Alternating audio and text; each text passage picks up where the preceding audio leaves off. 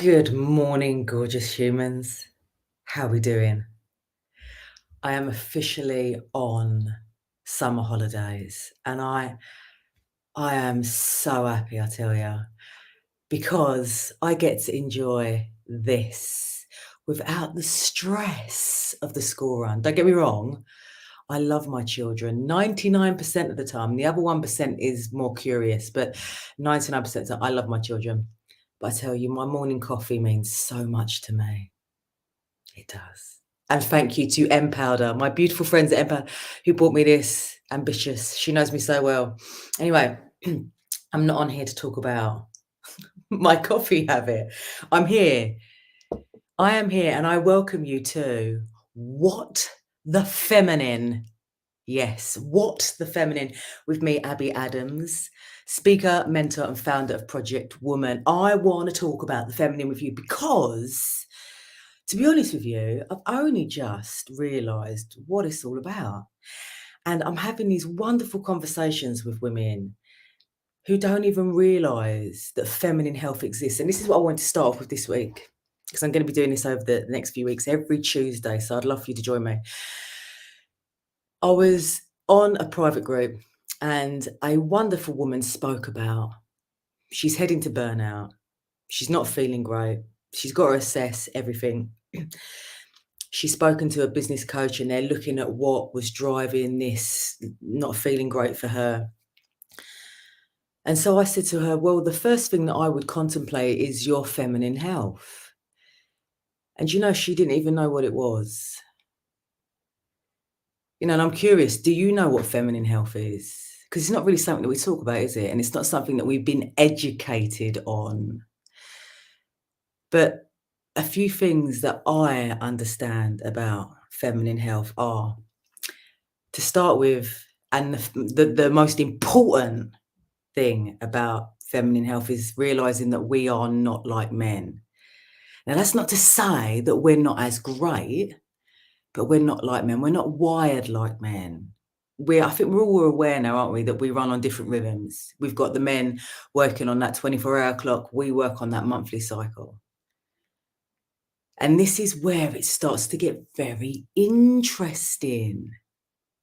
Feminine health is interesting. But I'll come back to this lovely woman who was speaking about investing more in her business, looking at the business to see what was causing her ill health, and with no reference at all to her feminine health. And I see this so often with women. As soon as they feel emotionally imbalanced, as soon as they start to feel that something is off, they go straight to their business to see what they can do to make better, to see what is within the business that could be driving this. But it's not there. And what I was saying to this woman was, without your health, there is no business. Without you, there is no business. So can we come back to us? Because, when we think about it, there's so many connotations to looking at us as individuals, isn't there? The selfishness of it. I don't have time. There's so many obstacles that we can hear. And it does make you feel a bit like that, doesn't it? But from someone who has traversed this, and I tripped over many a time, yeah? But from the trip, I found a hit. And you learn and you evolve.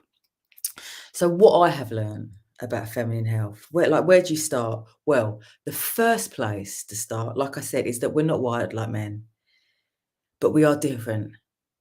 We are different. Our emotional capacity is far greater than men. And if you have read, I'm looking up because my library of books is up here.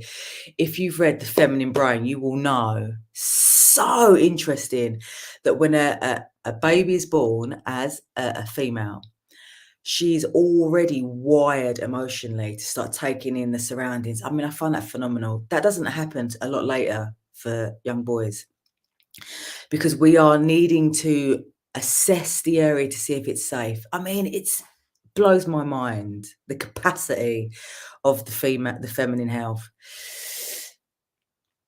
We then need to understand where we are in our evolutionary cycle. We can call it puberty, menstruation, fertility, perimenopause and menopause. So many labels, but really they are just an evolutionary cycle, a slight change in gear, a shift. And within each of those shifts, the body, the mind, the spirit, the hormones, they all require a change in tact in regards to the way that you move, the way that you eat, the way that you rest. Which brings me on to the next point, rest. Don't you love it when you focus on something, how the universe starts sprinkling more and more into your inbox, which is exactly what happened this morning. I turned on my computer and there was an email from another wonderful woman talking about the feminine. And she spoke of her top tip was rest. How hard, or should I ask, how easy is it do you find it to rest?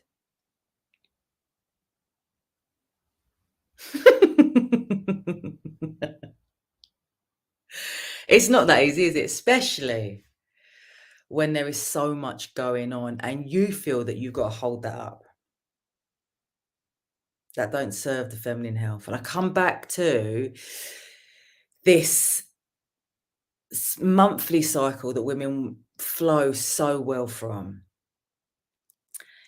If we consistently keep pushing and pushing and pushing and pushing and pushing and pushing and pushing and doing and doing and doing and doing and doing and doing and doing, eventually you will get to that point of burnout.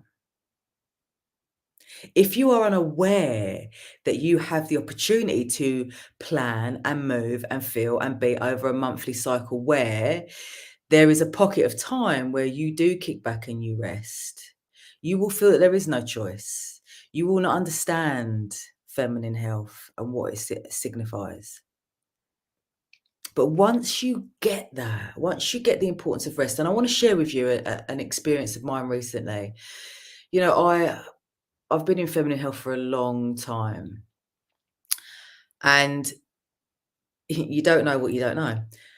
I had a leg injury about 3 weeks ago, and it really made me stop. Now, I'm very good at moving with the cycle and implementing what I need to implement, from the strength training to the creating to the doing to the retreating and the resting. But this opened up a completely different conversation because I was housebound. I couldn't move. And I went through many emotional breakthroughs. We don't break down anymore, do we, people? Oh no, we break through. And what I realized was how I had been running away from myself, because I'm very good at doing. I love creating. I love being part of. That, the create, the create, the create, the create. But what happens is with that is when you consistently create and you consistently are active, there's no space to let in what you're striving for. There's no room to allow everything that you have been putting your attention to land. And it made so much sense. The importance of truly resting and how even greater ideas came to me. I realized what I didn't want to focus on, but I realized what I did, and the creative energy just flew. Because when we get to that point in our business, if you are an entrepreneur, if you work for yourself, you can keep pushing, right? And we get to that block where we feel stuck. We feel that there's nowhere out. Where do we go? What do we do? As Abraham Hicks says, the best thing you can do is have a nap. And I can honestly, I can validate that comment, because stepping out of all of that control allows you to soften, allows you to relax, allows you to let go. It allows your nervous system to come down. And it allows you to understand you haven't got to head towards burnout to be validated, to be seen. Because are you really seen? When you consistently do, people just expect it. They just expect it of you. So then they don't see you. But when you rest and retreat and pull back, and they wonder where you are, and then you step out in all your glory, how wonderful is that? Then you're seen. Then you're seen because people wonder where you are. And this is the beauty of that feminine approach.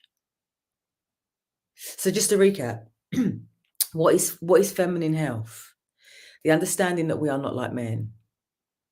We do not function like men, but we function in an equally awesome way. And this takes us on to the understanding of the masculine and feminine, which is not man, woman, it is energy. The power and the pulse, the drive into the autopilot. How wonderful is that? To let nature just take over, to let whatever needs to be to come in. When we look at adaptation in the physical form, for those that are into their training, you don't feel your strength and power when you are creating it. It doesn't happen. The adaptation occurs when you rest because the body has the time to digest and put it into your muscles. Same thing. Everything is energy. And the same thing happens with your approach with life. So, we're not like men. Hurrah! Masculine and feminine. Where are you in your evolutionary phase of life? Because there are transitions and merges and changes which are so wonderful. But what happens is if you're unaware of them, then we come up against a brick wall. This is not feminine health. Burning out is not feminine health. Chronic symptoms are not feminine health. And if you are heading towards that burnout, if you are experiencing chronic symptoms, your feminine health is not being heard.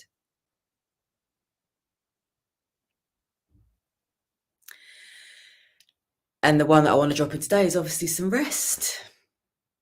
The art of rest. Because when you look at the capacity of what feminine, what female, what woman can hold, and we all know it, don't we?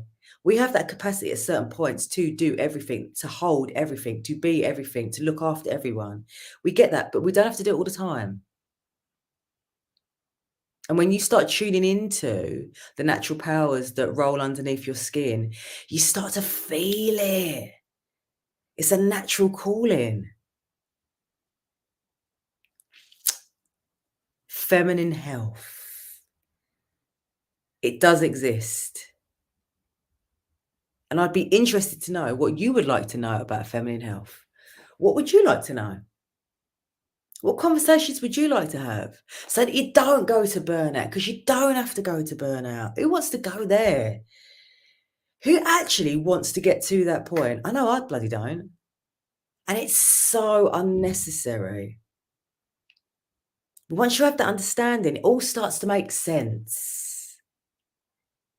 And then perhaps we don't have to medicate ourselves. Then perhaps we don't have to make choices that we really don't want to. We don't have to be in situations that we really don't have to be because we create a confidence within ourselves. When a woman, female, owns her health, when she knows her health, when she knows her body, she communicates this confidence that no one can touch. And you feel that deep down in every cell of your body. And so I invite you to come and find out about your feminine health. Come and join me. You can message me. Come and join me on Project Woman, the private collective, where we are inspiring greater conversation with the freedom of conversation, with a great list of wonderful partners that are there to listen to any questions that you have. I mean, why not? If you are bored with the current conversation on female health, I mean, who can blame you? It's quite dull, isn't it? No wonder no one wants to talk about it. We put a little bit of sass into it in Project Woman. Oh yeah. A little bit of creativity, a little bit of fun. And that's another thing about feminine health, the creative side to it. Oh my days. What you get from the creativity side of things is phenomenal. And this is what I want you to feel. Hell yeah. So we can go off now into the depths of our summer holidays for those that are with children, knowing that their feminine health is being supported. And for those that don't have children and have chosen not to have children, you don't have to fear someone else's children coming towards you because now you are in your feminine. Yes, the feminine power is starting to bubble and build, and we can all enjoy our coffee in peace. Hallelujah. Wonderful humans of this world, it has been a pleasure. I'll see you next Tuesday. To talk about more what the feminine. See you later.